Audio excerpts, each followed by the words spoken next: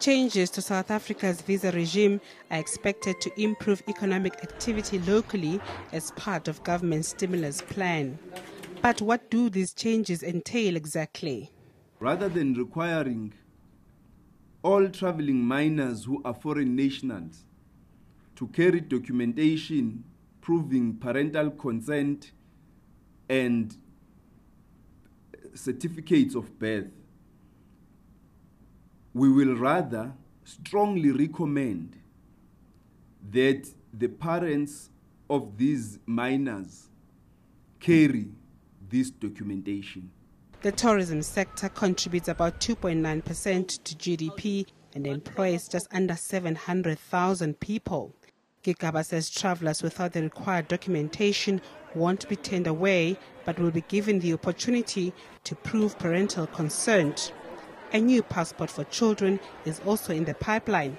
It'll detail the parents' information, ending the requirement to carry birth certificates when traveling with minors. But some say the minister's stance is as clear as mud. If you say to an international traveler that we strongly advise that you carry this type of documents, you are simply saying that they should carry those types of documents. We need to have a clear policy position in terms of whether we want it or we don't want it. Home Affairs under the very same minister effected the controversial policy in 2014.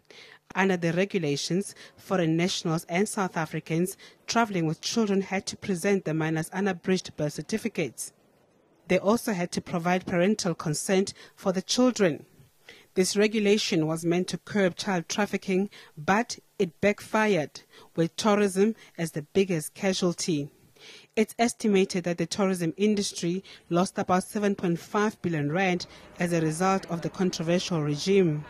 With hundreds of thousands of tourists turned away, the country's attractiveness dropped 15 positions on the Henley Passport Index from 35. 4 years later, the minister has made an about-turn, at least with regards to travellers into the country. But he will not concede that perhaps the regulations may have been prohibitory and hasty and have negatively affected South Africa's attractiveness as a tourism destination. This economy is in trouble. And if we recognize tourism as one of those key sectors that will stimulate growth, we need to take bold moves. Under the new regime, frequent travelers to the country will get a 3-year multiple visa entry, while those traveling for business and academics will qualify for a 10-year multiple visa. Foreign students who graduate at South Africa's universities with critical skills will be given an opportunity to apply for citizenship. Dimakadzo Tugwana, Pretoria.